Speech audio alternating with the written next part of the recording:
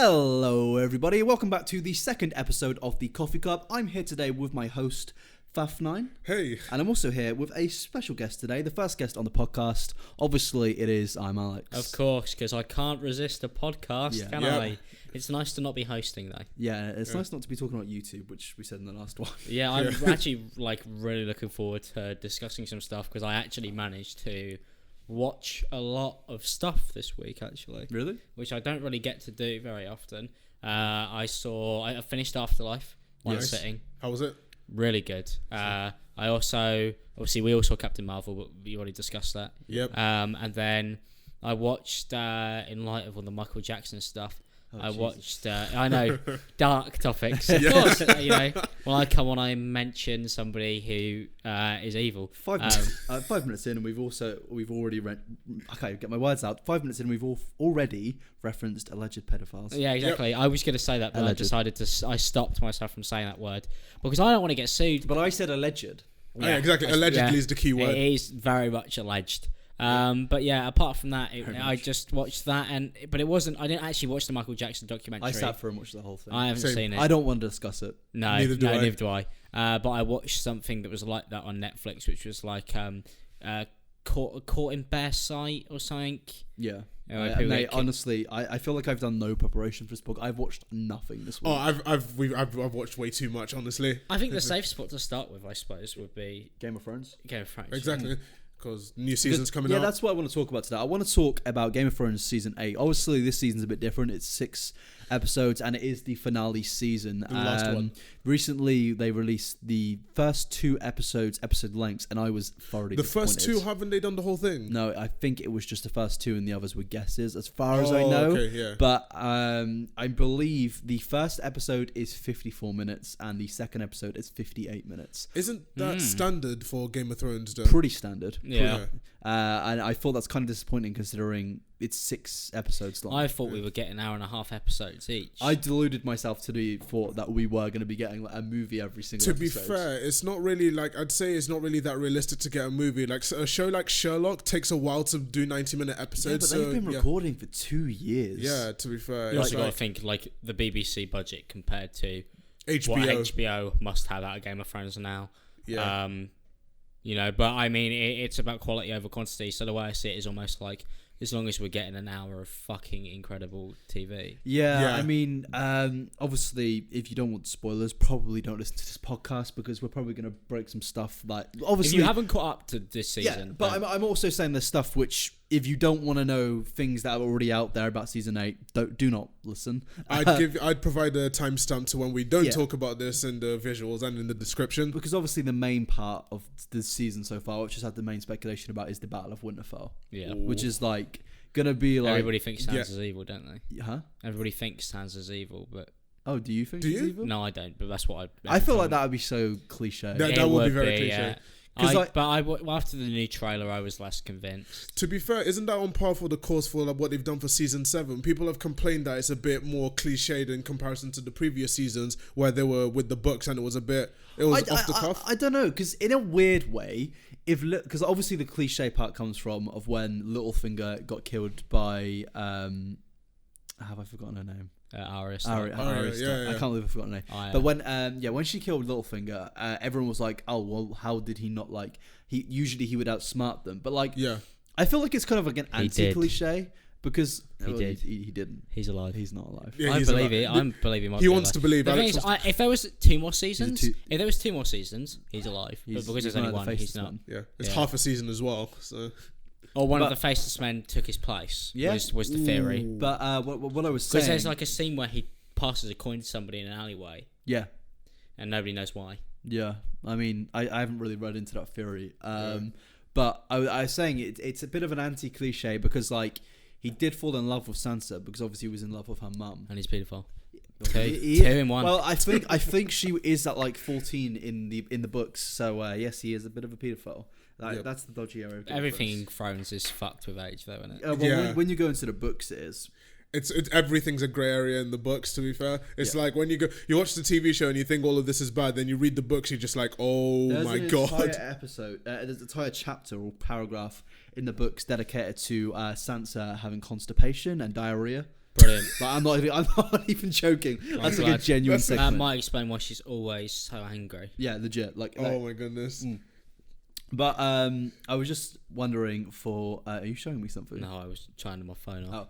Oh no. Yeah. So what are your like faff first? Well, what do you think is gonna happen in season 8? Honestly, I'm one of the people who haven't been watching Game of Thrones religiously. As in, I think I'm probably going to binge it like again right before the season starts. But in season 8, I just have a worry. Like my main worry is that, like in my opinion, it might go in the season 7 route. Where because in season 7 you had all of these like I think one of the complaints that people had about season 7, I don't want to go over into the complaint territory, was that it went really fast compared to the previous seasons.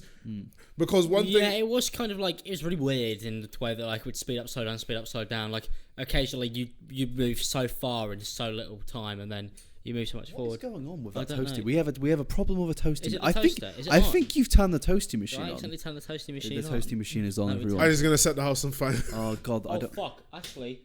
You've put a towel on a toaster. I did not put the towel on the toaster machine. Oh my God, we could have died. That's really bad. It's really hot. Really, let's feel it. We could have died. It's really bad. Oh my God, we nearly died, guys. Almost died. We actually nearly set the apartment on fire in the second episode. That's how much you don't want podcasts to go past the No, I just want to destroy everybody. I'm on here to sabotage it. You're the Thanos of all the. I'm Littlefinger of podcasts. Okay. You saw that we have the CC and now you have to end us. Yeah, now I have to stab you. Yeah.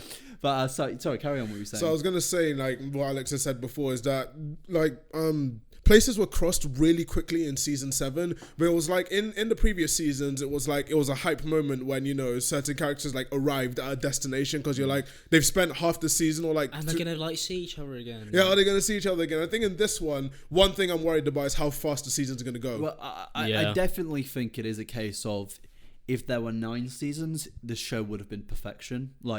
Because the next season would have been like a building period, and it would have ended on the Battle of Winterfell. Yeah.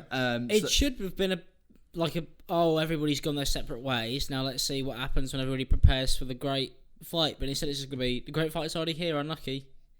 That's pretty much what the next season's going to be. It did feel like, because I really like season 7. I was a big fan. I would have given it like a 8.5 out of 10. Yeah. I think that's strong. I think that's a decent. Yeah. But I do think that the whole wait for winter, because obviously winter is coming, and it was such a long wait for winter to arrive. It's here. And then the moment it arrived, it's just like war. Yeah. We're all ready for war. But there were a few confusing things as well, like with the Night King getting the dragon. I thought about this the other day. How did he know that he was going to get a dragon? Because if the Night King didn't kill Viserion and rise him from the dead, how would he have brought down the wall? Yeah. Like when you really think about it, what would he have done to bring down the wall? Stab it a lot.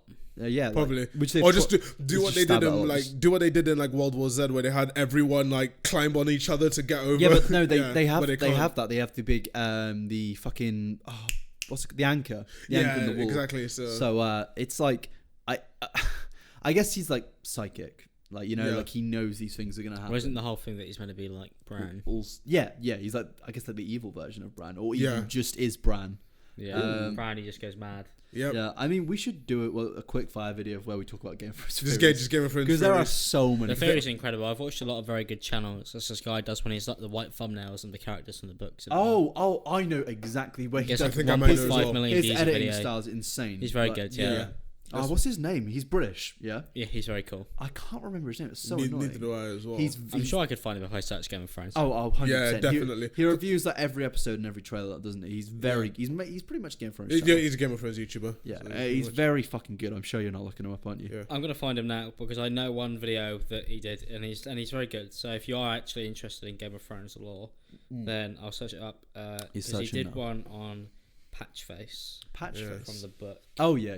What is Alt-Shift X? Alt-Shift X. Yes. He's like one of the best. Alt-Shift X is fucking incredible. Link in the description. Yeah, no, we actually will. He deserves a link in the description. I've watched all of his videos. Same since like 2014 or some shit like that. He is definitely good. Like he is really good. There's also this guy who uploads all the moments of individual characters. Yeah, like when moments is like, or death moments, or like moments where a character does something. Or like the whole 50-minute cut. I think that is the best thing about YouTube when it comes to television, especially in the last 2 years. When you watch a TV program now, you can now go watch 20 videos about one episode. Yeah, because you can see different opinions and interpretations of the same thing as well. I'm happy to listen to the same opinion like 15 times. Mm-hmm. Speaking of, there's something a little bit different. What were your favorite scenes in the entire show so far? Oh, Thrones. Yeah, in Thrones. I love the Littlefinger death. Viserion's. Yeah. I think the most emotional scenes for me was Viserion's death. Yep. When Drogon turned up, season 5 they were in the fight arena. Yeah. Drogon turns up to save the day. Yeah. It seems that all my emotional connections are to the animals. I do enjoy the dragons, and that's not just like me being, I love dragons. Oh, you love dragons? But it's like I do like the dragons. Mine is every scene that Thoros is in. Huh? Yeah. Thoros. Yeah. Purely because of the fact that I've stood in the same room with him. Do you want to talk about that? We're gonna go to this at one point. Yeah. We're just gonna use it as a segue into the next bit. I was at the Afterlife premiere, which I haven't really been able to speak to. Well, me and James went.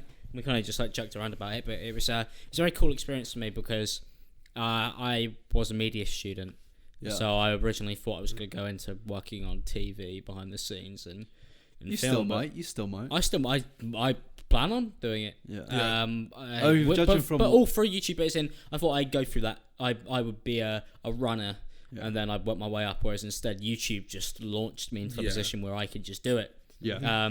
Whenever you want, really. Yep. Like, people don't realize that. People were after YouTubers, so like we're in a cool place now. Like, we've been getting a lot of offers recently for a lot of very cool stuff, and it's only going to get cooler because TV is more and more interested, and so is film, in looking at people online who already have established followers. It saves money, and they already have the ability. And it's also because their platform is dying. Yeah, so they need these people. Yeah, like, it's fair. Like, I don't want TV to die. I really don't. I do enjoy just sitting down. I want to make a TV show. Yeah, I like watching TV. I would love to make a TV show. We have a podcast dedicated to TV. We have a podcast talking about film and TV. As much as I go on about not liking the media, I would love to like the media. Like, I would love to like them. I'd say I would love to like journalism. Watching a good TV show is invaluable, and Afterlife was that for me. Even though I watch it on Netflix. Well, Netflix definitely has revived. That's the thing. Yeah, I think streaming services have really like revived streaming the whole television. Future of TV, because it's like TV. I think the problem with TV nowadays is that you have to like sit and you have to stay at a specific time to watch it. Sometimes it's an event. Yeah. But with streaming, you can just turn it on at any time and just say, I want to just go and watch this. That's why like BBC have got iPlayer and stuff. That's why. I also like that. I know Netflix is big, but I wouldn't necessarily say Netflix have a monopoly. They do not have a monopoly. And that's what I like, because there's such a big selection. Most big things like the Michael Jackson stuff comes out on HBO and not Netflix. And people say that... and Hulu's big. Hulu. Yeah, and Disney have theirs coming out soon, which is going to be... And the Disney one's going to be fucking and Amazon massive. Prime. Amazon Prime's good as well. Especially if I do the Obi-Wan movie. Yeah. Or TV show. But people say that, it would cost you like 25 quid a month to get all of them. And like, that's fair. But I'd rather pay that than a license fee. But that's still cheaper than a TV license fee. I'd rather pay that than a license fee. Yeah, how much is a TV license for? It's like £90 a year. Yeah. And then you have to pay on top of that the fucking Sky or BT subscription. Yeah, and that's the problem with cable. Fuck the Sky and BT. I am paying for a Sky subscription right now, and our viewing card. We haven't used it, have we? Our viewing card doesn't work. They gave us a broken viewing card. I just haven't. I'm paying for Sky right now. I'm honestly in my position. I don't really watch TV much, mainly because I'm just relegated to streaming. I just like coming in. We only watch the Champions League. I genuinely will always be like a fan of just coming in and just sitting down and watching some random shit sitcom. The only thing TV has for me is football. It's the only thing it's got left that makes you watch it. Yeah. The last thing I sat down and watched on TV was the World Cup. Well, and even then I streamed that through the PlayStation. Yeah. So it's like, and we sat down and watched Champions League today. So yeah, football. I think the last thing that I watched on TV properly that sat down to watch was Doctor Who. It was the Actually, I did watch an episode. Yeah, I watched the two first episodes of that season, and I got so ridiculously bored because it was boring. that is such a wank it was TV not show. good. They've But really I think messed with that. the problem that they had with the latest season was that they pandered too much to the Netflix crowd, as in they saw Stranger Things. It did not. It looked like somebody had taken the concept of Doctor Who and gone and let's give it to somebody at Netflix. The worst thing is though is that the actual actor for the Doctor, what's her name? Jodie Whittaker. She actually suits the role. Yeah, and she's pretty good as an actor. She's just thrown into terrible writing. Oh, the writing's so bad. That's the problem with TV shows That's as well. That's the problem with a lot of female-led things, though. They get these top female actors, and then they give them a terrible fucking writer. Like, well, everybody here rated Captain Marvel, didn't we? Yeah, we did. But the writing wasn't amazing. I think still. no, but that's everyone's drawback. It was the writing. Yeah, that was the drawback. that was legit the problem. People that didn't like Captain Marvel was no problem with Brie Larson. She's great. She was. She did the best she could with that script. Yes, and she did good. But people's problem was with the script, and now with Endgame, obviously you've got the Russo brothers. Well, some of it was fucking predictable as shit. Yeah, but I guess with an origin but it's a superhero film. Yeah, and well, I don't know if we can even say that anymore because we were talking about this before, and we were like, I said that I was like, it's just a superhero film at the end of the day. But then I thought, well, superhero films are gradually getting way more deep in their stories, and stuff. Also it's like it's superhero not just films. Man appears, superpower wins. Yeah, I think that's because Marvel's so grounded. But sometimes it's a woman. And also Marvel did that a lot in Phase 1. I said sometimes it's a woman. Yeah. I mean, it is, but a problem with the writing. But I guess with the Russos with the Endgame, who were the writers of Infinity War, not the writers, directors. There's different writers. Well, but with just good directors as well. Good directors and writers. Who's writing Endgame? I think it's like Christopher Marcus and Stephen McFeely or something. It's like they said same writers. Same writers. Infinity War and Winter Soldier. Yeah, because I was watching. Did the Russos do Winter Soldier? They did Winter Soldier. So they're like a fucking tag team. Pretty much. Them and also getting Kevin Feige. Yeah, and they're extremely good with ensembles because they did Arrested Development and Community before. They were in the MCU. They're very good with ensembles. So them writers, the Russos and Kevin Feige, as a group, have never done a bad Marvel film. No, they haven't. And I went back and binge watched all of them, and every single time I watch one of the new ones, I always go back and watch all of the previous ones. I think. Well, they obviously can't do it because they want to get as many films out as possible. But I feel like if it was just them not doing the films, everyone would be out of the park. Yeah, it would be insane. Yeah. Like one film a year. Do you reckon they could do 2 a year? What do you mean, Marvel right now? No, I mean like if it was just them doing. If the Russos, just the Russos. Whoa, I think no, one film. One film. But if they one film and they knocked it out the park. Talking about Marvel films and recording, it makes sense. I found out a year? It would, but it wouldn't because it's a comic book universe, and there are so many fucking stories. Yeah, and also Disney want to get the money they paid for. Well, they've already got it all back, but more. But what I was going to say, I was watching a YouTube video the other day, and it was Kevin Feige speaking about it was talking about the Incredible Hulk, and in that film, it's got a CGI sequence, which is the longest sequence to ever take to record and edit for a Marvel film. It took a year to record this one. Like 20-second CGI footage, and do you know what I'm talking about with the blood? Yes. There's like blood falling down a drain or something, and it took over a fucking year, and it's weird. Why? Because because obviously when it comes to CGI in a film, it's not Disney or Marvel doing it. It's a different VFX company, so they outsource. I think Frame Store did it. One of the things they used to always tell us about working when I went to uni. And I was trying to figure out which uni I was going to go to. They were like, you could work for a company that Star Wars outsourced to for video effects. I think Industrial Light and Magic is the company. And look, like the dusting in Infinity War was done by a specific company. Yeah, that was Weta Digital. And it's better to do it that way because the companies have one project and they've put all their passion into it. And also I was going to say about the person that took a year, there was another situation when they made Avengers Age of Ultron. Do you know the one scene with the aircraft carrier with all of those robots, all of the robots coming down? That took 1 year for one person to do that entire scene. Why did they not just have more than one? No, because he decided he's going to take the challenge, and after it, the entire cast and Disney themselves threw him a big party at the end of the scene. Really? When he finished making the scene, Disney said, it's time for a party for you. And I was like... See, Disney get a lot of shit, but like I feel like the people below the higher ups are actually really good people. Yeah, I think right below the higher ups, because the main higher ups, they're only there to make money for the company. I think it's their job. It's their job. They have to make money for the company. They were hired to, it's literally what they were hired to Yeah, but it's do. also if they turned in they didn't make money for people, then they get fired. Yeah, exactly. Then they'd be replaced by somebody else who would just try and make money again. Disney would be a perfect company if there wasn't any political influence, though. I'd say I think they influenced the government more, because I think the copyright. No, I think, dude. This is another thing I was watching, because it was all in this one Kevin Feige video. They were talking about, the Winter Soldier is all about post 9/11 America and surveillance and stuff. Yes, it was all heavily around surveillance and Captain America not agreeing with it, and then. Like a month before Captain America Winter Soldier came out, there was the Snowden scandal of with surveillance when in America they got just like completely fucked because it turned out they were surveilling everyone pretty much. Yeah, that film, by the way, Snowden, the film is great. Yeah, I haven't seen it. It stars Joseph Gordon-Levitt. Yeah, that one. Really I thought you were gonna do Black Hat. No. But they were like basically he asked Kevin Feige, he was like, how did you know that this was all happening? And they were like, we didn't. It was just a guess.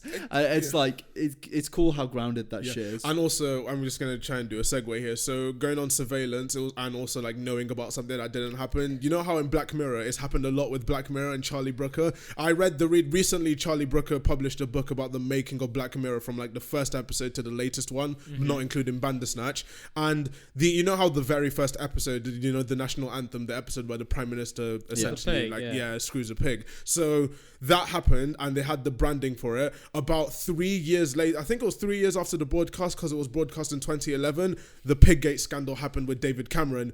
And when Charlie Brooker was asked about it, he was like, imagine being Cameron seeing that. You must think, how do David people Cameron know? Yeah. Imagine being David Cameron. Is it a case of people knew, or was it just a guess? No, I'd assume people did know.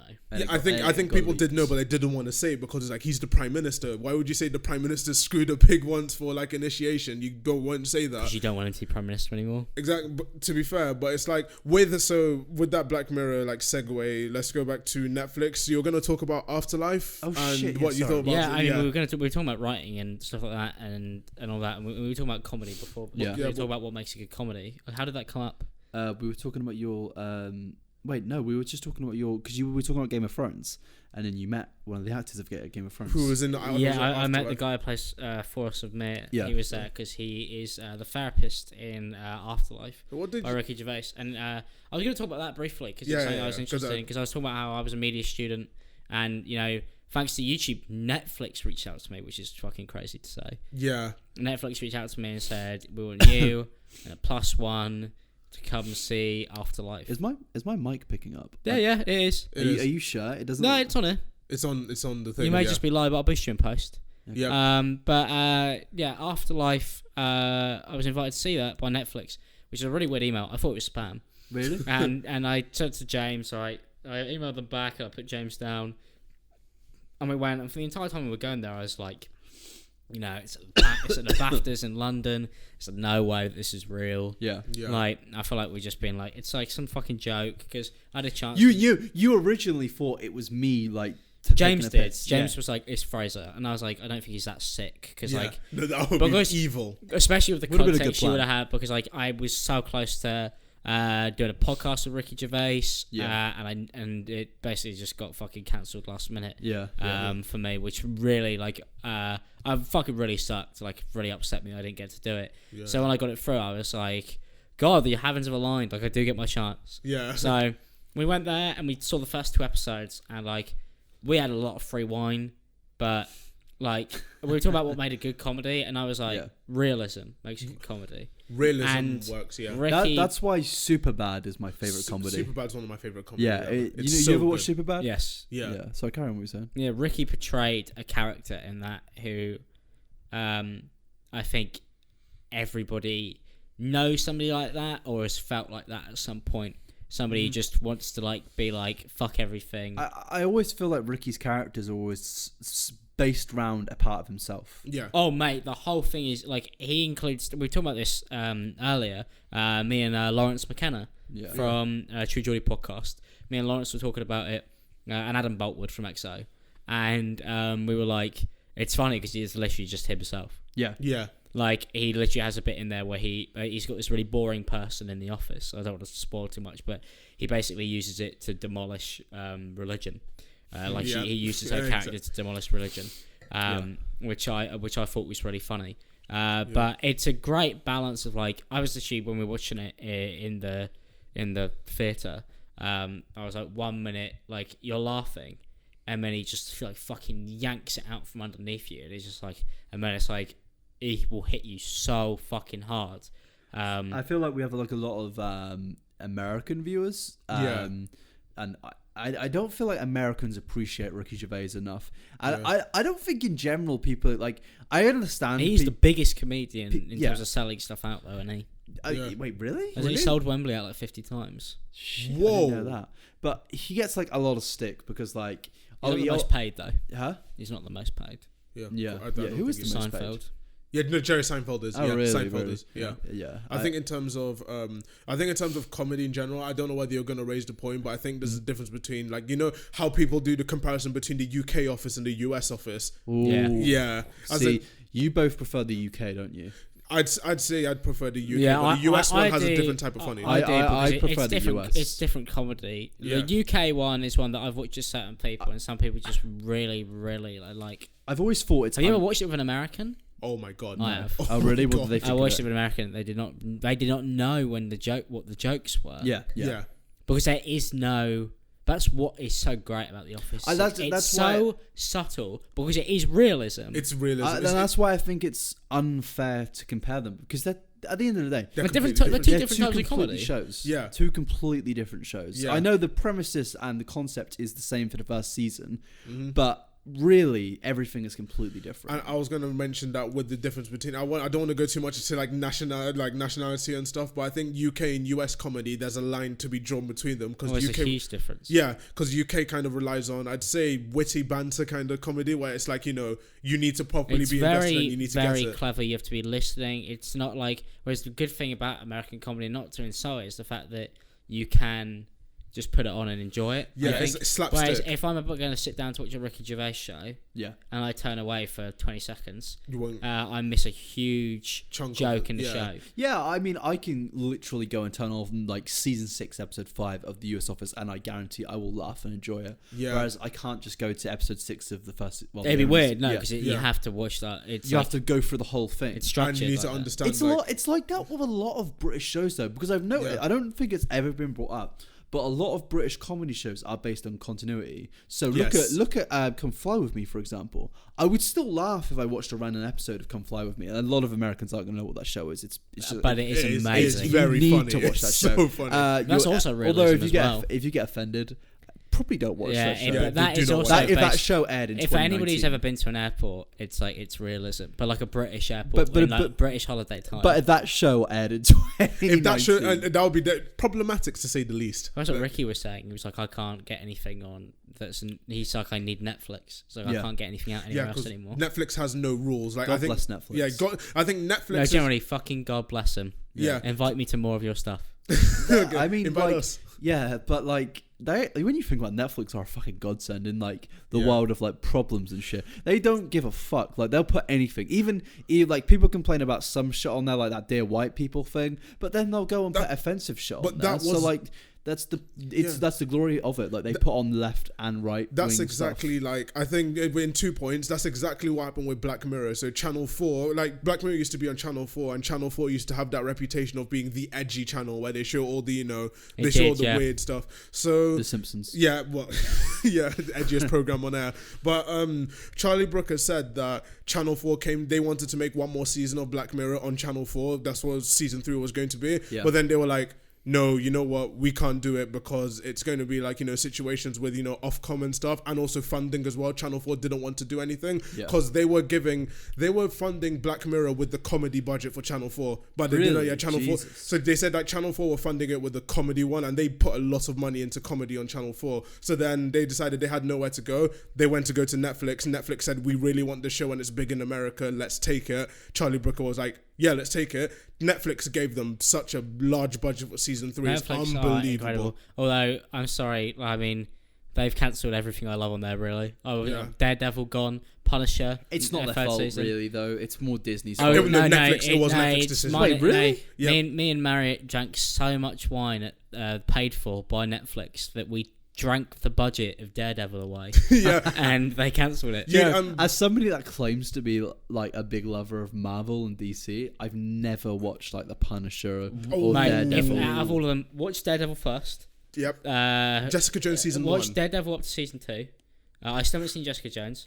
And then at season 2, then start the Punisher, because the Punisher is John Bernthal. He is born to play that role. No, like he's like, let me ask you the Punisher. He's born to play the Punisher. Yeah. Did High Top Films make a video about the Daredevil? I think it was him who did that. Yeah. Like I saw a lot of people like devastated when that got ended. I was really upset. Okay, because I actually stopped. I was season 2, episode 3. Yeah. And I stopped watching season 2, episode 3 because that's when they cancelled it, and I was like, I don't want to be emotionally invested in this, knowing that it's going to end after season 3. Though I'd say season 3 is the best. People say like season 1 is the best one, but season 3 is probably the best season out of all the Marvel shows there are so far. But I should. I think the problem with the Marvel Netflix deal, it was actually Netflix's decision to cancel those shows. It was not Disney. It was like... Yeah, but Disney would have cancelled them eventually. No, like Disney... Basically, Netflix... The shows are not made... The shows are made by... Like, they're financed by Netflix, but it's made by a Disney company. ABC Studios are the ones that finance the shows. They also finance Agents of S.H.I.E.L.D. And the problem is, with the Marvel shows, Netflix are like...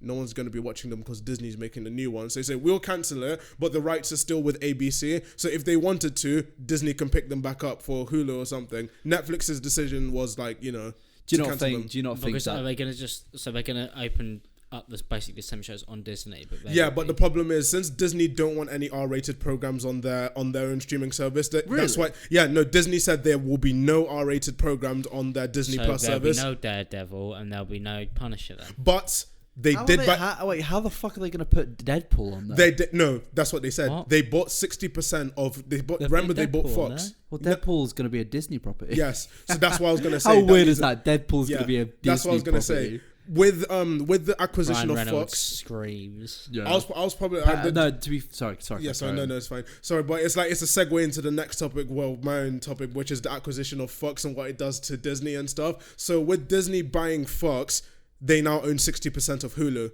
They said they're going to be putting any R-rated programs onto Hulu. They're going to give Deadpool to Hulu. That's why Hulu. That's why Hulu was because Hulu has good programming and they already have 2 Marvel original shows. I've never watched Hulu. That's because it's not I in the swear UK. Hulu just used to be that dodgy website.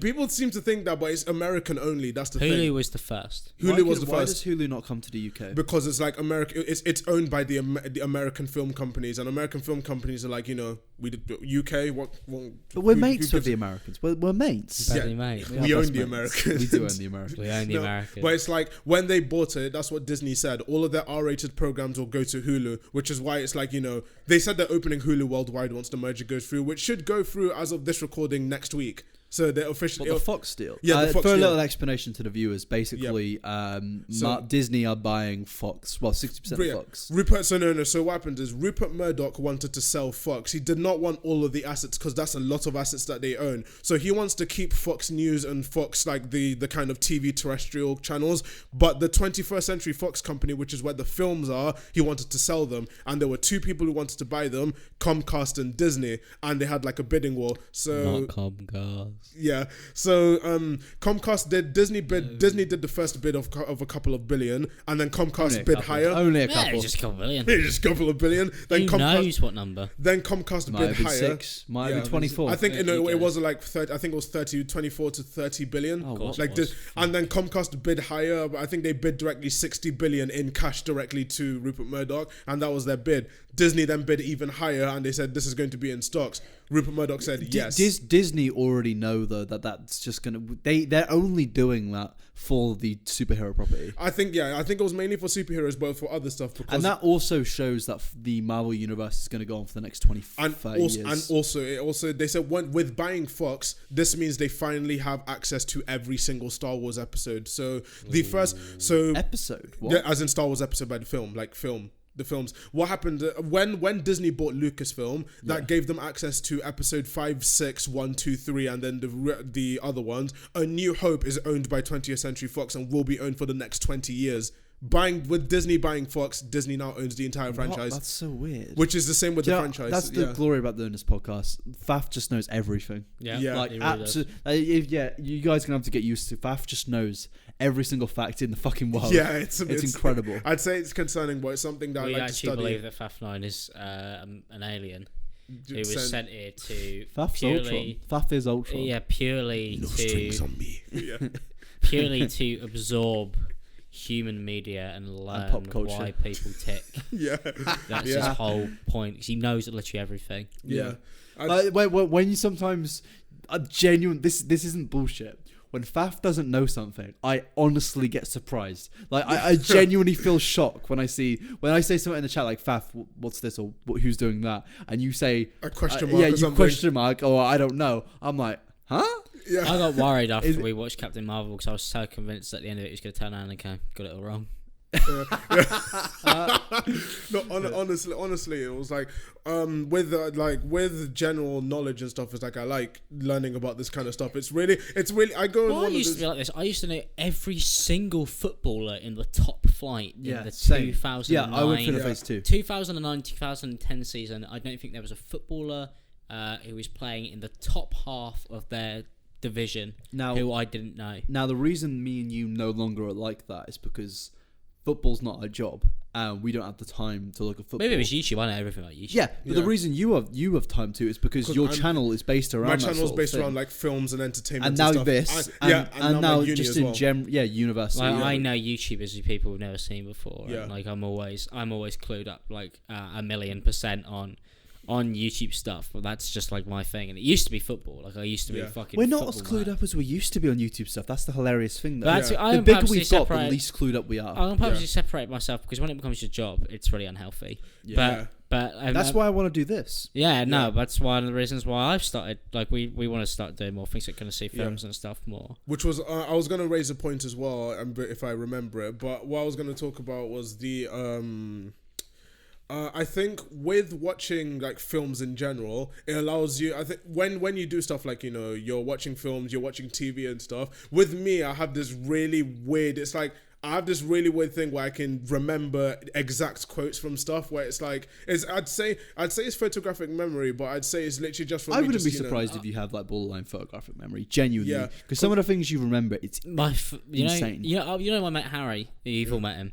We used to watch the SpongeBob movie, and he used to be able to say every line before the character. I've had that with one film. Every single line. Can you guess every single one? No, but same here. But can you guess what film that is? Cloudy with a Chance of Meatballs Tea. Huh? What? Cloudy with a Chance of Meatballs Tea. Not even watched the first one. Nope, it's School of Rock.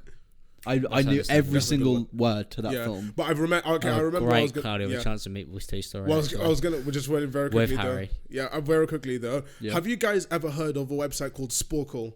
No. What? Oh, anyway, basically that website was used. It's like a general knowledge website where you go there and it gives you quizzes and you have to answer it based on your own memory. I used to do that like a madman when I was younger. I imagine you do it like when Mark Zuckerberg writes his blog drunk.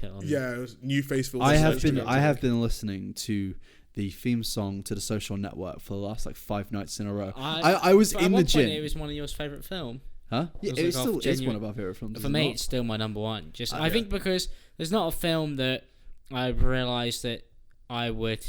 It's not a film it's not a film that you watch and most people would relate to. Yeah, that's why you like it, because it's relatable. It's like I watch it and I'm like, very similar internet entrepreneur, and it's a very good story about. Even though it may not be true, I think it's a perfect portrayal of how people get corruption and all that of people. Not in terms of I wish it was true. Like that would be so sick of that film. To be fair, I think it's pretty true, but it's exaggerated. Yeah, well, it has to be exaggerated. Eisenberg just plays himself, doesn't he? Huh? Jesse Eisenberg, yeah. he does in every single thing. Like he is great though, so I don't care. I love Jesse Eisenberg. Like David Fincher is a godsend director. As in, yes, I feel sorry that he hasn't made a film since 2014. The last film he made was Gone Girl, because he was going to Gone Girl. Yeah, he went out on a film like that. That's such a good film. Yeah, exactly. No, his film. Have you watched Gone Girl? If you look at his filmography, if you look at his filmography, he made Seven. You know Seven with Brad Pitt, Morgan Freeman, and Kevin Spacey. Yes. Yeah, he made that, and I looked at his filmography. I was like, this guy really. So he's kind of like Christopher Nolan. Doesn't have many films, but they're all. But good. yeah, but apart from Alien 3, which is like arguably, yeah, he made Alien. I think one of his debut was Alien 3. Afterwards, he's never made a bad film since. The problem is though, recently he was going to make World War Z 2. If you remember World War Z, the first film. I heard that was being. It got canned. It got canned. Why would he turn it a sequel? Yeah, it was going to be completely different to the first film. Wait, so a new what? Like it was going to basically same cast, but they were going to do something more closer to the books, where it was, the books were like. Wait, it's a book? Yeah, it's based on a book. Have you not read it? No, God, no. Yeah, the books are really, really good. Yeah, World War Z is a book. I only use Audible. Yeah. Wow, did you please sponsor us? Yeah, they should. I mean, I might be getting an Audible sponsor soon, which would be nice. That'd be cool. I've always been in talks, I've never really have. I love Audible. I listen to Audible every single day. Anyway, do you guys have anything to talk about? Because I got a bunch of topics that I did ask Twitter about films and stuff. Probably touched on Afterlife, but I'm the only person who's really seen it. We went into it, your little thing. Obviously, I went there, so we basically covered that part, and it was cool. And apart from drinking that, but we saw the first 2 episodes. Yeah. And I think this is cool to talk about because I had an insight on the show that most people don't get. Because I literally got to have Ricky Gervais sit in front of me for 45 minutes and talk about it. Yeah. And I say the first 2 episodes, I went from laughing to crying instantly. It was really strong. Yeah. It's not often you can get a show which makes you cry in 2 episodes. Especially, I'm not really like that anymore. I'm battle hardened man. Yeah. So I don't really. Depends on what the franchise is. I don't really watch anything that makes me. But I think Ricky Gervais nailed. I think once again a lot of feelings that I feel. So for me, it was very. It was very relevant. So a guy who loses everything, and then because he's got nothing else to lose, he's like, well. I can just do what I want because I have nothing I care about anymore. Yeah. And he did an incredible portrayal of that. And then he went on. He spoiled a part of it at the end. Oh, really? Which I'm not gonna. Yeah, which was hilarious. He spoiled a part at the end when when he was talking about it. And everybody just laughed. We were like, oh, well, if anybody's gonna spoil it, it might as well be Ricky Gervais. Yeah. What I find interesting about crying when it comes to any form of media is that it's always subjective no matter what the plot line is. So A Fault in Our Stars, you've watched A Fault in Our Stars about them 2 people with cancer? Laughed at that. Joking. I didn't. I did. No, but films like that just don't make me sad. No, I think that's because films like The Fault in Our Stars, as in I'm not going to say it's built to make you sad. That's why I don't like the problem with it. If YouTuber film that. Yeah. Yeah, it's like when it's like basically manipulation to make you cry. And it's based on the book, and the book is the book does it well. The problem is the films, it makes you be like, oh, feel sad. Yeah. It's like holding an onion to your face and wanting I've you to never cry. seen that. Don't watch it. Don't watch it. It's not that good. I mean, people like it, but I don't like it. But it's whereas I'm gonna go back to Marvel, but whereas Captain America arriving to save Wanda and Vision, that makes me tear up. Me and James are speaking about it. We both teared up at that scene. Well, then you're a pussy. I think I almost teared up in a Captain Marvel scene. Robert Downey Jr. When not watch Endgame and Robert Downey Jr. is gonna be up in that little pod of line, I probably will cry. I literally, that's the thing about Endgame. We don't know. But that's because I have a connection to those characters. I have 10 years. 10 years. You built Doctor Who. I cried at Doctor Who. Yes. I cried when David Tennant says he didn't want to go, I was fucking devastated. I was literally, I was just like this, oh my god. Yeah. Go. Yeah. It's just, Another TV show I cry out. England every time they play a World Cup game. Yeah. Fucking hell. I can't say that. Mind you, we did get to the semis, was it? Yeah, but that's one of those things. I've had a long emotional connection. That's something that's built up. Same with characters and that, Yeah. Oh no, I have cried at Game of Thrones, but that's with the dragons dying. I never cried at Thrones actually, but I think it's because I came into it so late. I started watching Game of Thrones in season 1 actually. I'm not even joking. I'd say season 1 as well. I remember the ads. I just remember one day going through the Sky Library. I turn on Sky Atlantic. There's a big pair of boobs in my face. I'm 13. And I'm like, Yeah, but I'm gonna watch this.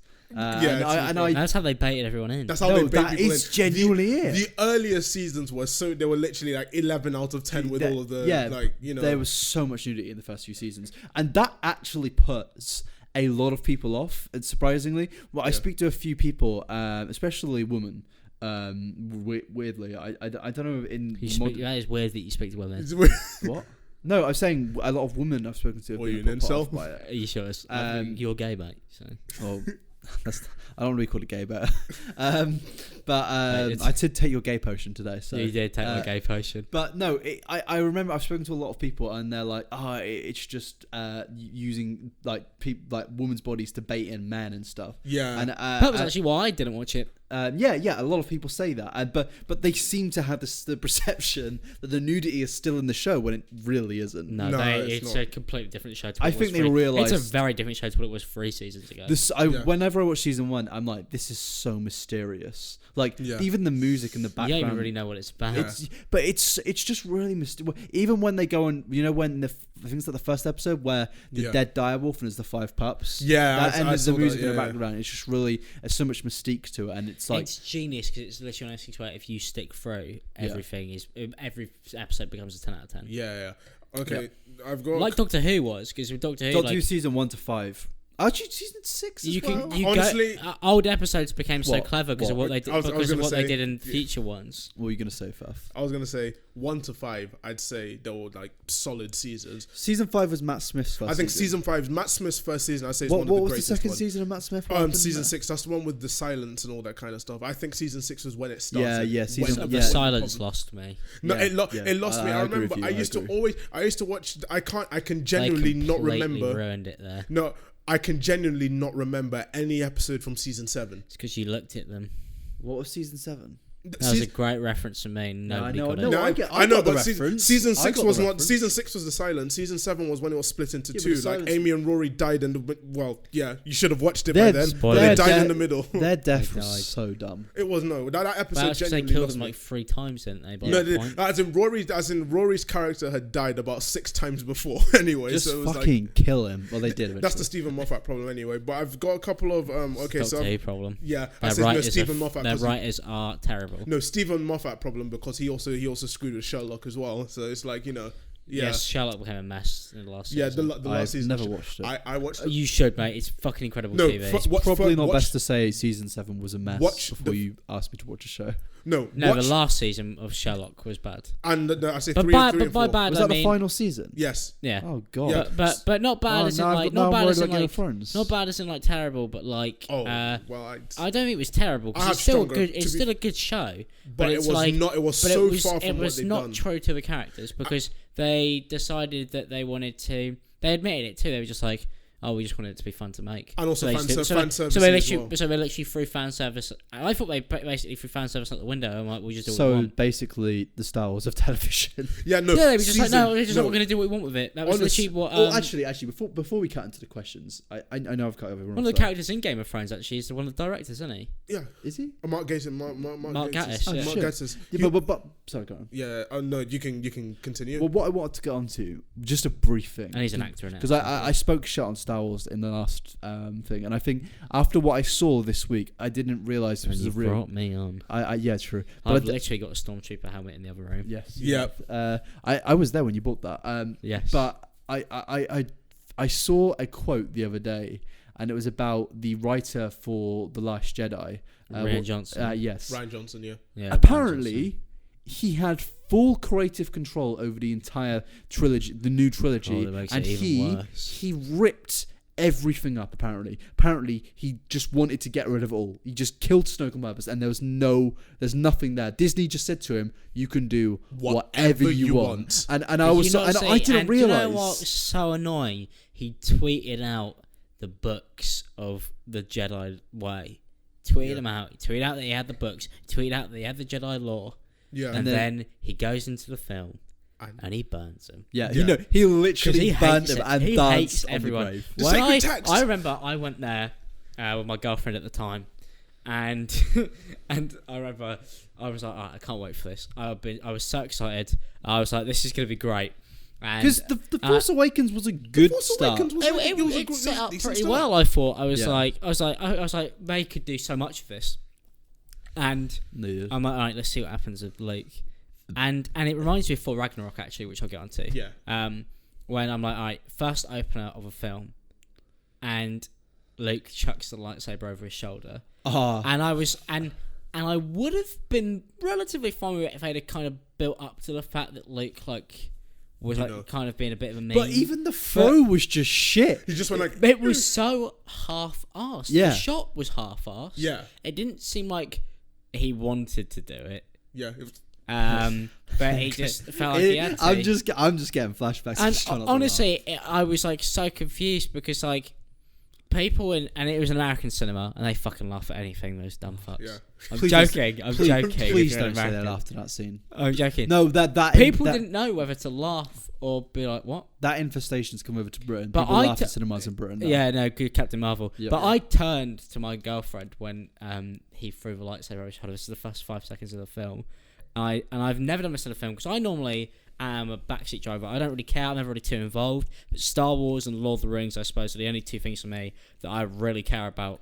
So when he fucking threw that lightsaber over his shoulder, I turned to her and I went, I'm really fucking angry. Yeah. I was like, I was like, I don't want to watch the rest of this. I was like, because I feel like the rest of his film is going to be him being like, it's a moneymaker now, and I'm going to fuck with everything that you have ever wanted Star Wars to be. Because they've still never made a Star Wars film where they actually explore all of the lore of Star Wars, which I'm still so confused about. There are so many different types of lightsabers. I feel like so many different colours, and they never use any of them. So many different Jedis, and so many different Sith, and they always go, no, there's a blue one, and then there's a red one, and they fight. Oh, great.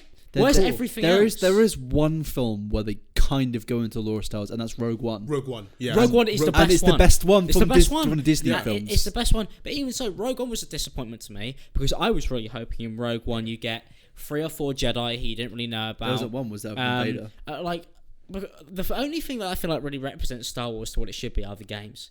And some of the animated shows. And some of the Clone Wars stuff. Yeah. Clone Wars is good. Clone Wars, I've watched the Clone Wars actually, and it's better than the films. It is. It's, oh my goodness. Yeah, Clone Wars is good, but like it irritates me with Star Wars. I feel like it's such a wasted,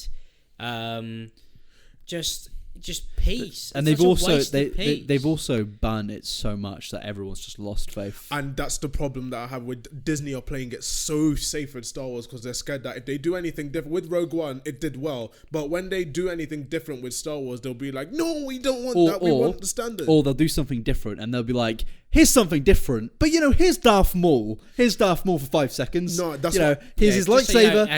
He did. Did you know he has a double-sided lightsaber? He did survive. No, and that's the thing with that's the thing with. And Kylo it's not a shock because they brought him back in Clone Wars. Yeah. And the thing is that I have with the Star Wars, I think especially with the Star Wars, especially The Last Jedi, was that film, it was like it's wasted potential to the max because there was some insane visuals in that film. But this is the thing also with Star Wars. It's like, alright, so they bring Kylo Ren in.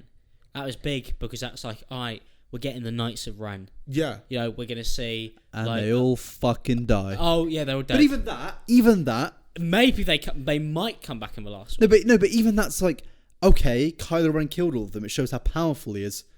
Gets overpowered by Rey. Yeah. In one. And okay, as a scene of power, of natural power, fair enough. Great. Yeah. But no consequences. I almost feel like they're going to end it on... Rey is not related to anybody, but you could be whatever you want to be if you try hard enough. Because that is the way they're going. That is the way that is honestly the way that they're going. Everything everyone worried about Captain Marvel being is Star Wars, and nobody's saying it. Exactly. Do you know what the ironic thing is? There's a YouTube channel called Star Wars Girl or something, and she has made 5 videos in a row calling Captain Marvel SJW propaganda, all this horror, like saying it's awful and fair enough. If you've got your opinions, you're literally called Star Wars Girl. You are literally based on a franchise which is based on actual propaganda. In your channel name, which kind of is. That's what I mean. It's like Star Wars is blatant propaganda. Like it is clearly like the new ones. Well, even the old ones are based on the Nazis. I wouldn't say the old ones are based on Nazis. Yeah, no, but I'm not saying. That's why it's called Stormtroopers. No, I'm not. I haven't got a problem with that. I'm saying it's based on like modern day propaganda. I'm not saying it's and by the way, I don't mean the Nazis were good people. There was propaganda against the good of the Nazis. That's good. Like I mean, most. But it was meant to. It was like it's a space thing. I don't like Nazis. I need to confirm. Yeah, we don't like. A lot of shows and a lot of films and a lot of games are based on Nazis. Look at Harry Potter. Yeah. The whole idea of Grindelwald. Death Eaters and Grindelwald was based on Hitler, I'm pretty sure. It's actually crazy how much real life wars influence so much things in media. I was going to say something really quick. Actually, Grindelwald was based on how evil a man Johnny Depp is.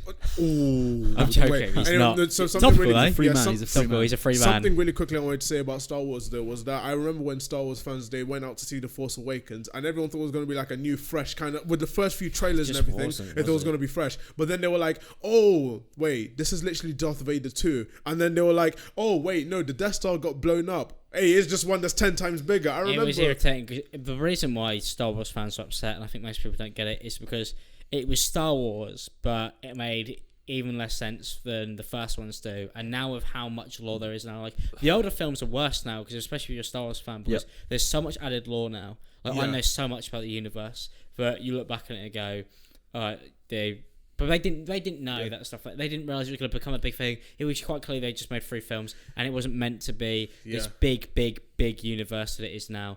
Which it is turned into with the Clone Wars and everything else, and so it's interesting to see how the whole thing has changed.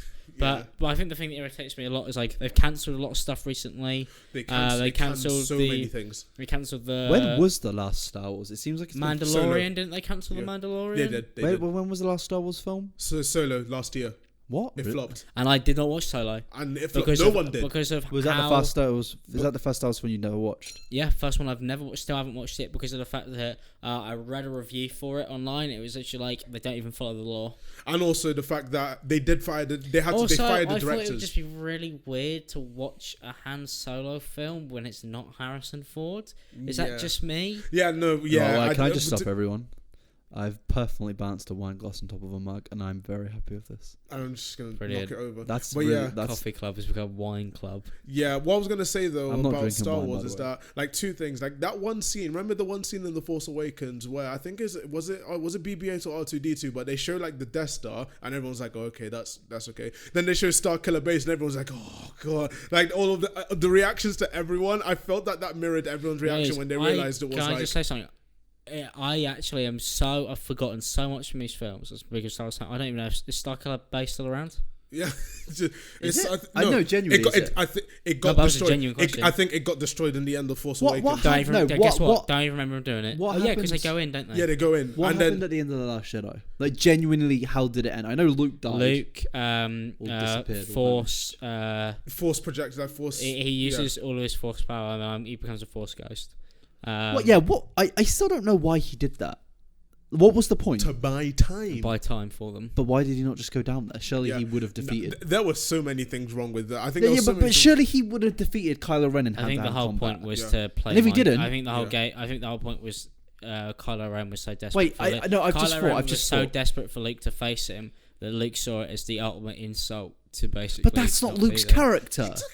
Yeah, but they're going to. And I'm not even a Star Wars fan. They're going to explain that a lot. Yeah, but they better explain Luke Skywalker isn't even Luke Skywalker in these films. It's like even like it makes no sense on both bases because he didn't go there, so he knew he would die, and if he did go down there, he could have survived. Like so, it's like he genuinely just chose death. No, he wanted to die. Yeah, and he wanted because the whole point I think was meant to be. That he was finally at one with the Force again, so he used what is seen as like the most powerful Force move, which is to be able to project himself somewhere else, and the amount of energy that took basically cost him his life. But you don't really die if you're a Force ghost. Yeah, you don't. But there is a theory actually that could save the last film that they won't do because I'll tell you this. If you know why they won't do it? Because Rian Johnson literally cut everything out of the first film. Yeah, well, that's back to J.J. Abrams now, isn't it? To save the fucking trilogy. So it's gonna go like he's just gonna kind of forget about the second film and just try and put in what he was trying to achieve. That's the funny thing as well because I think one thing I did notice that was really funny. Why did they decide to not have the same director? Yeah, what's you shutting?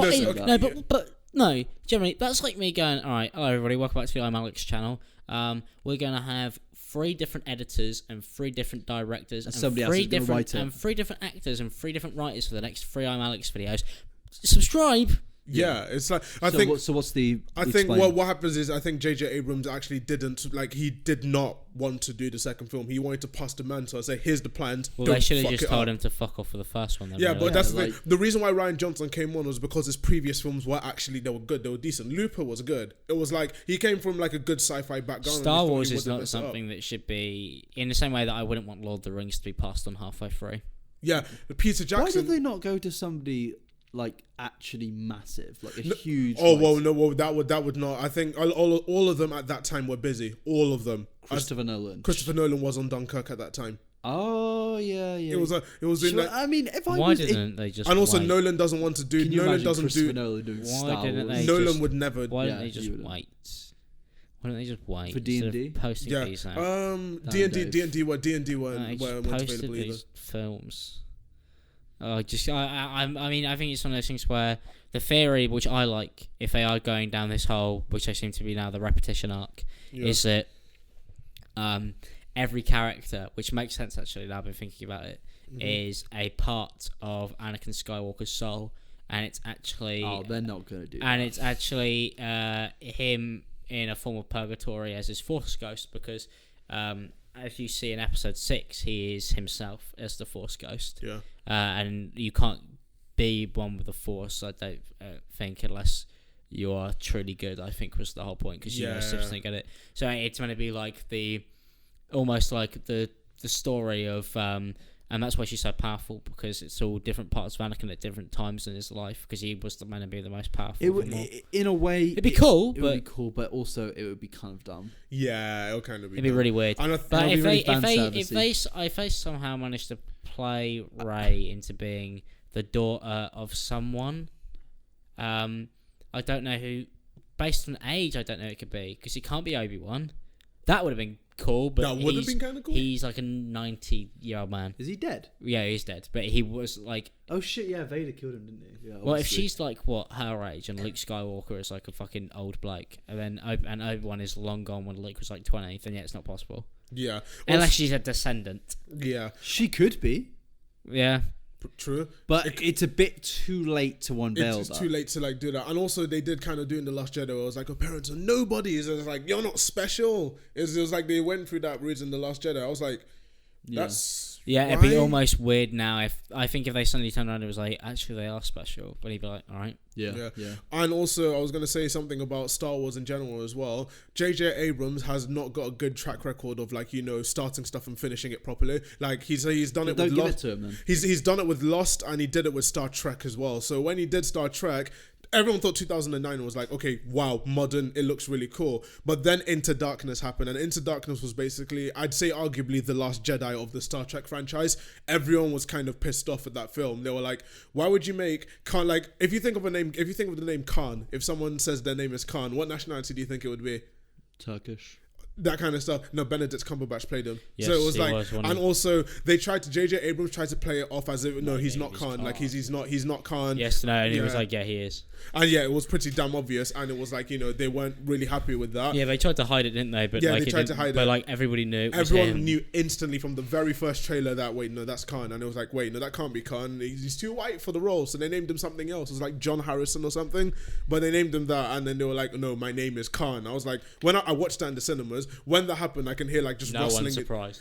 I could just hear rustling in the seats. People just going, oh, for fuck's sake. Like they were just whispering to themselves. And it was like, should we? If you want to go to quite like on that note, do you want to go to any? I've got some. I think we should move on to the questions for the last part. Okay, so we're at about an hour. Yeah, I'd say okay. So I've got one thing from Joe who said film recommendations, good shit you've seen that aren't massively popular. So anything that you've seen that isn't that popular. But film that's not popular. Like something I'd say I've been watching like a bunch of Indonesian films. Like I've said this before, but if you're gonna watch something, I'd say action films now. The action films are now in a golden age. We're in a golden age. I'd say we are in a golden age of action films. We've got directors like any like films. I'd say The Raid 1 and 2, Headshot, and The Night Comes for Us. Just search those up. They are god tier action films. They do the choreography well. That I think they're the base standard of what people should try and emulate in an action film. You've also got I'd say in a more popular version is John Wick, and you've got Mission Impossible. Those two franchises are just like. Really? You should. I never see much film. I'm more on the Netflix grind. Yeah. Any Netflix things that you've seen? Like, I know that people want to talk about. I would recommend literally any Ghibli film. Yeah, Studio Ghibli. Yeah, I'd say everyone's probably seen them by now. I'd say. I don't know. I feel like Studio Ghibli isn't really ingrained into it. I watched all of them when I was in America. I think Spirited Away is like the highest grossing like anime film ever made. Yeah, that's fair. I feel like Spirited Away is an exception, but like the lower ones because the Princess Mononoke, they're all good. Which is the one with the moving house? Howl's Moving Castle. Yes. Yeah, that's a good one. Yes. I think in an anime film that's not Ghibli, Paprika, that's actually the inspiration for Inception. It's the inspiration for Inception. I remember watching Inception and then watching Paprika. I was like, wait, hang on 1 second. Yeah. So it was like, I think also in terms of like in like what's it called, indie films in general, everyone's been replying to like the tweets about it. But have you both seen, like, we both saw an episode today, but The Umbrella Academy? Yeah, I watched an episode of it and I thought it was really weird. I felt like I've read by Gerard Way, isn't it? Yeah, and it's based on the comics. And one thing I immediately noticed, I finished the season. One thing I noticed, I was like, hold on a second, this is pretty much X-Men. This is X-Men without all, like, there's world-ending threats. That's the exact what I got from it. What mutants? It's mutants, and it's like it's basically like if it's an episodic TV show about like adventures in Charles's school. They just got really obscure powers. X-Men could be a sick TV show though. Like the animated series was. But I'm talking about like cinematic. It was funny because Isaac was watching it and he was like, "Oh, it's the guy from Merlin." And I was thinking about it, I was like, oh, he was the guy from Merlin. He's Percival. He was that guy. But he was also the prince. He was the prince in Game of Thrones. And also, like, Ellen Page. Daenerys burns alive with the dragon. Yeah, and also. He defuses. Oh, yeah. Samuel Tarly's brother. Yes, I know. Yeah, and also, what's it called? Ellen Page literally played Kitty Pryde in X-Men as well. It was really weird for me. Yes, she did. She played Kitty Pryde in X-Men. So I was like. So did you guys like it? I watched half of one episode and thought it was alright. Do you guys mind spoilers? If not, I'll warn everyone about spoilers and stuff. I don't think we should spoil it because it's so new. Okay, I'm probably not going to spoil it. We probably shouldn't do it. But one thing I literally noticed from watching the first 3 episodes was that it's like, I've said this before, this is exactly like the X-Men.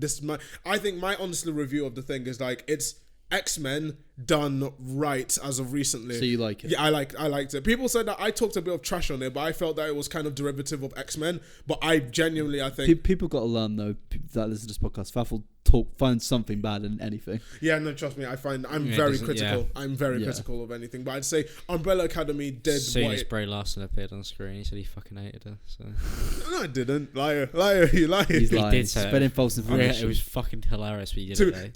Faf came out of that film and said to me, I surprisingly liked that film. I watched the turnaround in real time. It was incredible. Yeah. She literally. I was surprised Faf liked it. Appeared on screen and he just went, I fucking hate it. Yeah.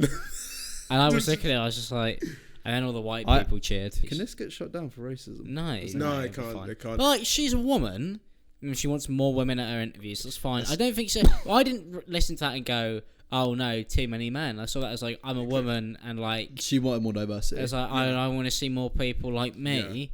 Interviewing me about my film because it would be cool. It'll be more relatable and also so I've also understandable. I've got something from Pinley who wanted to talk about Aladdin. Recent. So everyone's Will Smith, is he black? Is he blue? I think we'll never know. Everyone's opinion. Yeah, everyone's opinion on the. People should probably stop hitting him. When the first teaser came out, everyone was just like, "Holy shit!" I think it's going to be surprisingly good. I know. Honestly, Guy Ritchie has had like a very, very hit or miss like filmography. Like he had the Sherlock Holmes films, and then he had The Man from U.N.C.L.E., which was like arguably good. Then he had the King Arthur film, which was like, it was kind of shit. This is his next film. This could make or break his kind of career. And people will see him as like a okay director. If this film is shit, then he's kind of screwed himself over. So that with Aladdin, I think the first trailer wasn't that good, but the second trailer vastly improved on it. I think Will Smith will do well as a genie. Will Smith will do well. I'm just worried about Jafar, like the actor who plays Jafar. It's like it's so different from the animated films that I feel like people are gonna kind of get pissed off about. I think people will enjoy it in the general. I don't think it'll be a smash hit, but I think people will enjoy it. What other questions have we got? I've got opinions on Suicide Squad because I rewatched the movie and I need a promptu expert's opinion. Let's just summarize this in 10 seconds. I'm going to give everyone one line. So, Alex, thoughts on Suicide Squad? Liked it. Oh, fuck off. You did. Really? But I liked fucking Deadshot. Is that it? You just like Deadshot? Yeah, I like Deadshot, and I wasn't too invested in the thing because, let's face it, like we don't get good DC films. Arguable. At the point of the time, though, we didn't. Okay. Oh, to be fair, like name one. Superman. Man of Steel. Yeah. I will say Man you of Steel. You guys like that one? Yeah, I do. I will say Man of Steel. We're secret fans of Man of Steel. Apart, there were some stupid fucking scenes in that film. I went. Man of Steel was. You good. got bored, didn't you? I went with my first girlfriend, actually, who I ever had. I saw. Got a name. I saw. No, I'm not going to start the podcast. Oh shit! Yeah, we're on a podcast. Of course, you're not going to say it. Mug. My first girlfriend. We went and saw Just Batman versus Superman. Tell us. No. Tell us. No, because she'd love that. She'd love that. Yeah. Batman versus Superman. Oh, that is a bad experience. Was what I saw. The opening for that I'd say is 10 out of 10. The opening, I think the opening and how it's headed to Man of Steel was really well done. Amazing. And then it all went to shit. You know when he's running away from the city. When he's running into the city, sorry. Yeah. Running into the city during when they were Superman's fighting. It went on for so much longer than I thought it would. It was very long. Zack Snyder's known for that. I remember watching Watchmen and I was like, this film's not over. It's not over yet. I've only ever had that with one film, and that was Transformers: Age of Extinction. I've never got up during a film to go to the toilet before. Oh, I do it every film. I don't. Other than Captain Marvel. I never do because I'd like to. For me, it's like I don't want to miss anything. Yeah, that's the thing with Endgame though. That's why I'm gonna. It's really interesting. Yo, I don't know how I'm gonna survive, man. I have to sit 3 hours. Can you really not do it, dude? I need to piss right now. I've been holding this in for like 30 minutes. You drink too much water, and I had a wee at the starting. You're a mug. I have drunk like I have the ability to just not. I've drunk a liter of water. Yeah, but yeah, I can get through hours. But I like drinking water. So now for your line on Suicide Squad, just one line. The man who could climb everything. That's basically just gonna sum up. It's a character introduction that sums up what it is. Shit writing. My line would be, please never do it again. Never ever do it again. I think David Ayer has just don't release the second film and just give James Gunn. No. Just don't release it and give James Gunn back to Marvel. Yeah, please rehire James Gunn, please. Yeah, hashtag rehire James Gunn. Anything else you want to do? I've got quite a few more out. Okay. Someone just said since I've got like a game kind of audience, people are saying talk about Halo.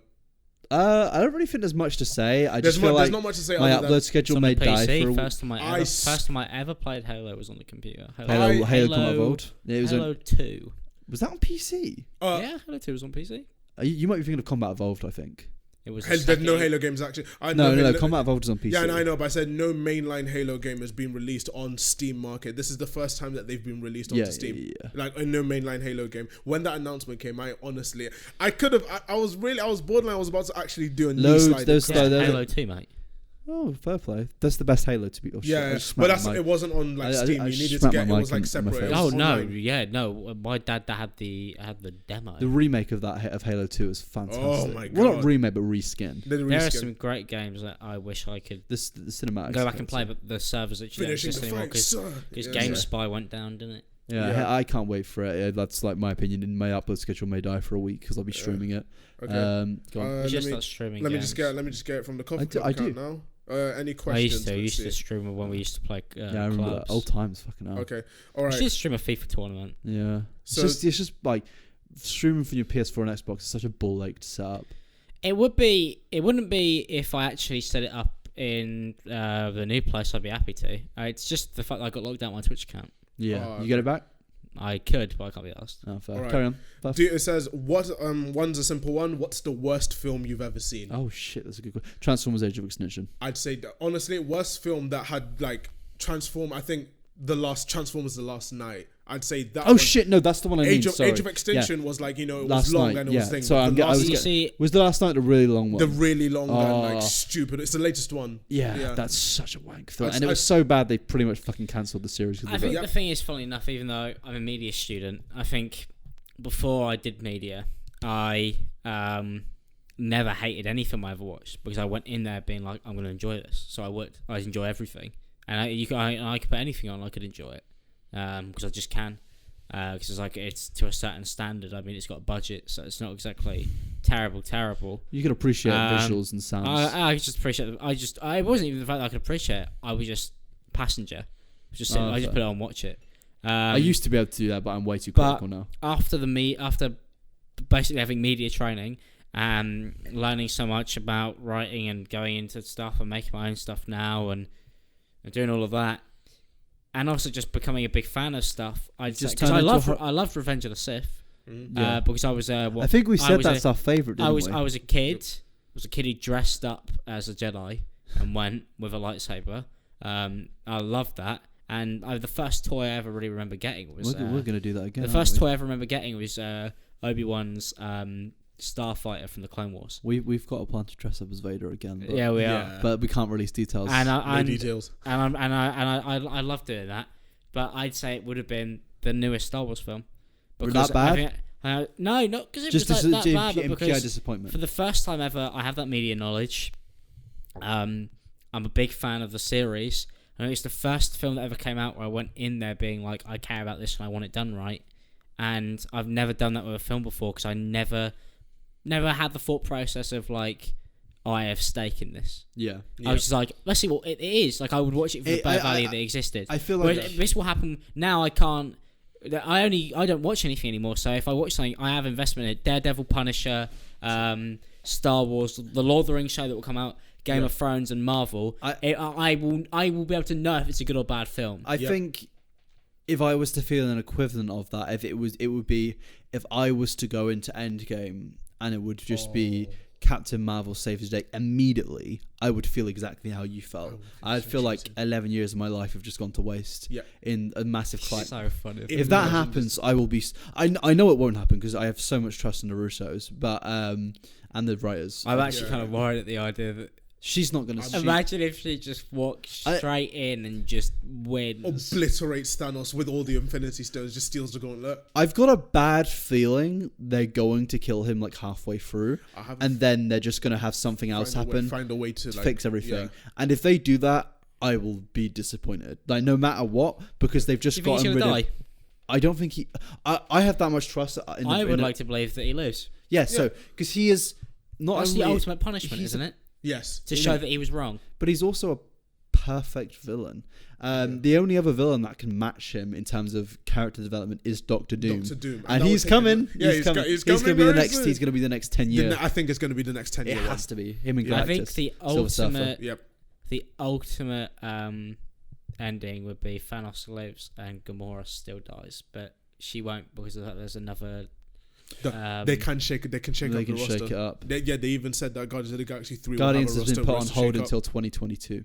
And also, it's completely on hold indefinitely because of. I don't think we're ever going to get it. The ultimate ending is because they have built up like you should care about Thanos. That's why his character is so good. It's one of my favorites. The ultimate ending would be keep Thanos alive, bring him back, and Gamora somehow dies in sacrificing herself to keep everybody alive in some way. Just think how cool it would be if he lived and then he just goes away for 6 years and then he randomly comes back as a villain in some film. That'd be cool. That would be like TV show kind of thing where like it's like I'd say back to Doctor Who when the Master did the thing and then he came back and you were just like, oh my god! Imagine it up with Thanos. Master like is one of the greatest villains in Doctor Who. I'd say he is the greatest villain. Of course, he's the greatest villain. Like all the other ones are shit. The season 3 of Doctor Who. John Sim is just fucking. John Sim. The last 4 episodes of that season, I would say is the best. You know, the only episodes I watched of Peter Capaldi's were ones when I realised he was coming back in it.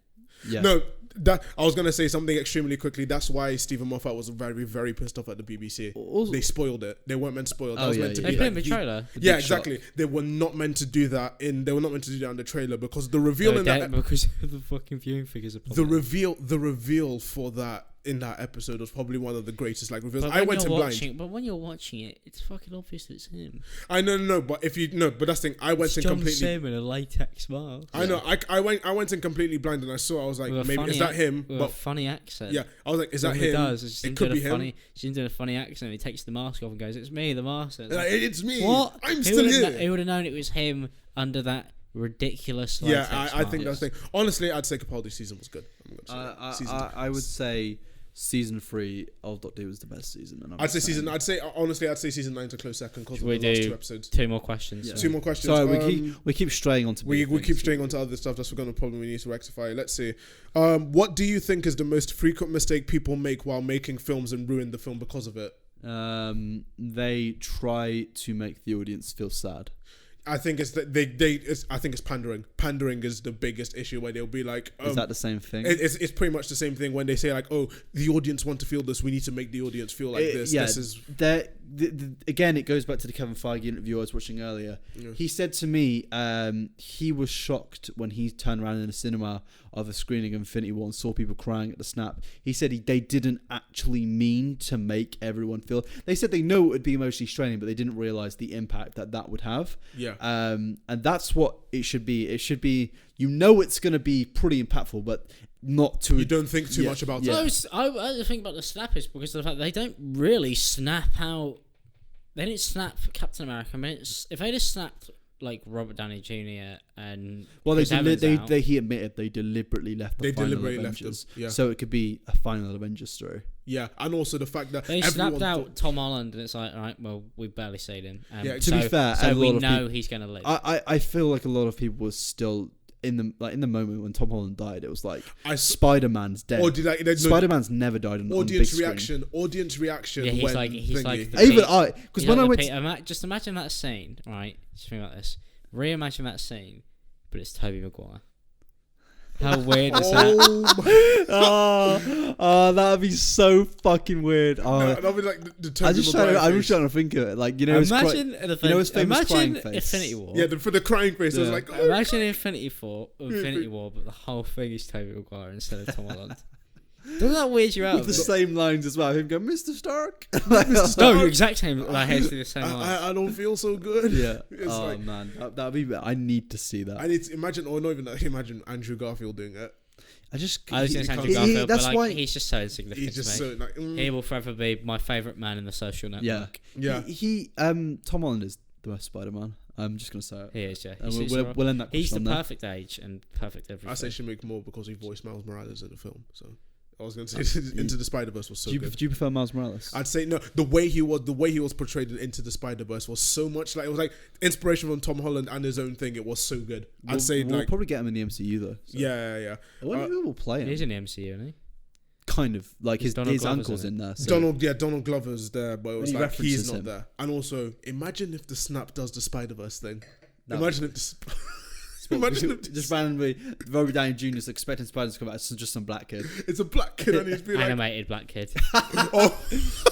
To be fair, the suit's animated anyway. Hi, so Robert Downey Jr. It's me, drawn Spider-Man. What? Drawn Spider-Man? Drawn, yeah, drawn Spider-Man just comes on. It's like it's like Roy, that BBC was that your show. best African American accent? No, I was not doing an impression of Miles Morales. Yeah, you need to say the N-word every 5 seconds. Post Malone. Do they say the N-word every 5 seconds in Spider-Verse, Faff? Nah, they don't do that. I really hope they do. That'd be hilarious if they did. It was like... that's why he's black. Yeah. They just get a black Spider-Man so we can say the Even N-word. funnier if it would be white Spider-Man. He says the N-word every 5 seconds. Tobey Maguire says it. That would have been worse. Thanos should have made Tom Holland say the N-word. Thanos' ultimate punishment. He leaks it on the Twitter. Tom Holland, you're a soft boy. Yeah, wow. No. How to get the podcast cancelled in 2 episodes. We should do one more question, I think. Someone just said, what? Let's see.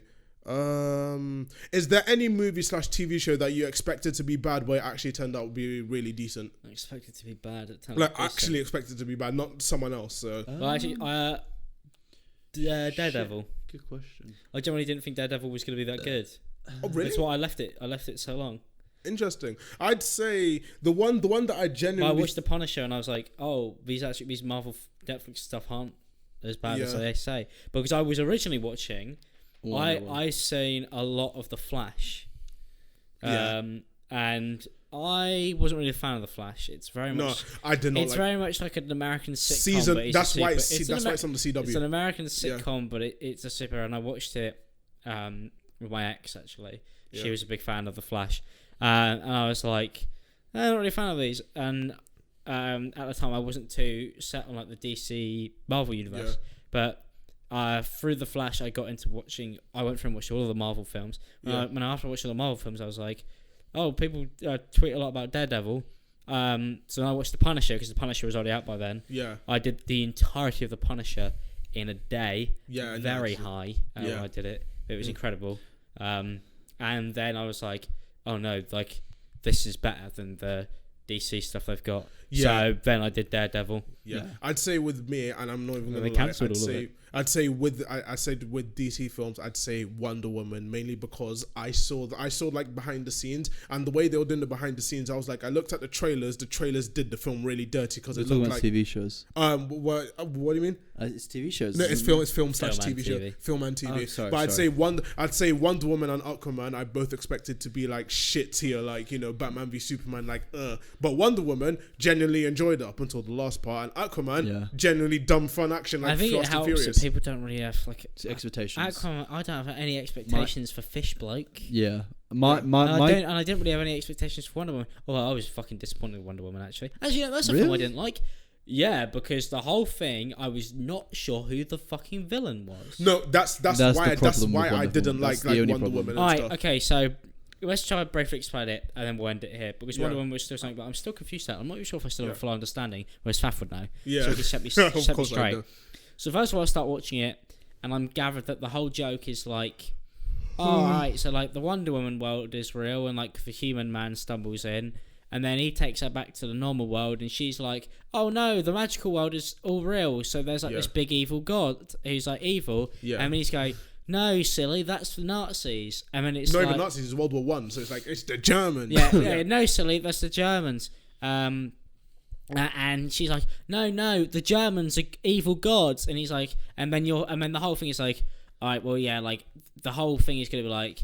It is the same. It's just different cultures. It's like different cultures. I wasn't really too sure what they were going for there, but it was really like everybody. The whole thing was like we should all fight against evil together. Yeah, and it doesn't matter if they're German or not. Evil is evil, and everybody should unite against it. That was what I was getting. And then they went, no, actually, there is an evil god thing. It's a potion. So then they start doing like this potion thing. The potion thing. And I was like, oh, so like the god's in the potion? I was like, and then it was like, he's getting possessed? And then I was like, yeah, he's getting possessed by the god. And I was like, actually, no, he's not. No, that's just like an evil thing that makes him really strong. It turns out the British guy is the evil god. Wait, yeah, Professor Lupin's the evil god. So then I was like, Professor Lupin? Yeah, Professor Lupin is the evil god. I thought he was teaching Harry how to do the fucking spell to get rid of the Dementors. Yeah, instead of turning into a werewolf, he turns into an evil god in this. Yeah. He turns into a Nazi. So basically, the thing that confused me there is like, alright, so the Germans weren't actually anything to do with Ares. Yeah.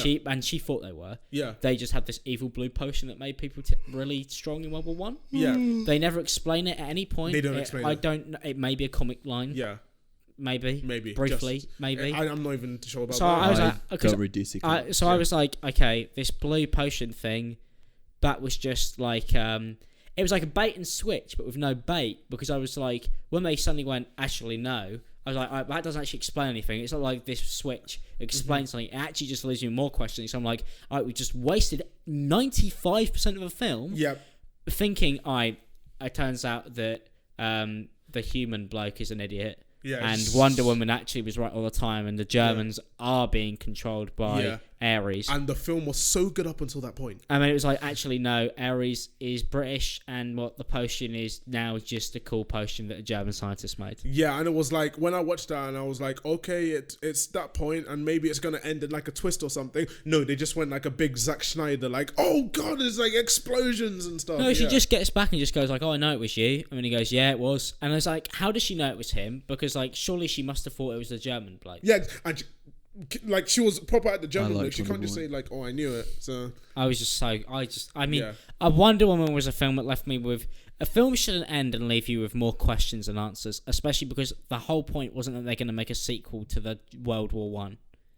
Because then it teleports all the way to the future. My eyes are watering. Yeah, this is it. I think we're done now. My eyes. And I think your we're podcast, probably going to do this as the end of the. Should we call it? I think we should end it here because my eyes are watering. I'm tired. But thanks for coming on, mate. Thanks for coming on. Thank you for having me on. Yeah, it's been. I thought it was quite a productive episode. It's an extremely productive one. I think it's probably it's like our longest one. We've broken the record. Yeah, we covered the things which we didn't plan to cover, like Star Wars mainly. You should have known with me. Yeah, true. But I hope you guys enjoyed this episode. We will be hopefully uploading this onto iTunes and Spotify soon. Yeah, I've just been sorting that out. Also, when you get this one I think by the time this is uploaded onto YouTube, I think we should probably have sorted out the iTunes and Spotify. Yeah, it'll be definitely out on SoundCloud. But there should be an episode out in the next 3 or 4 days as well. Yeah, and we also have a quick fire thing coming, which we were going to record it tonight, but I'm too tired. But we're all way too tired. It's very late.